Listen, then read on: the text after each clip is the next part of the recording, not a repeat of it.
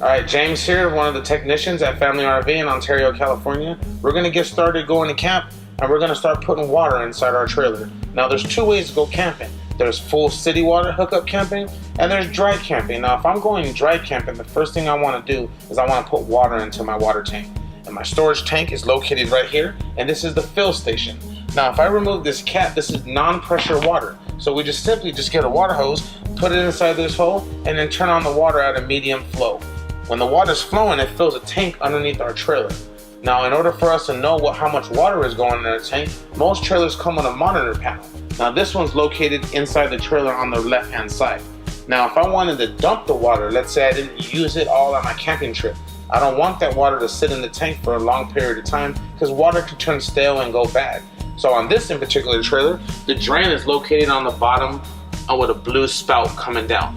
In order to remove the water, we just simply turn it right side up, and then the water would drain out from here slowly.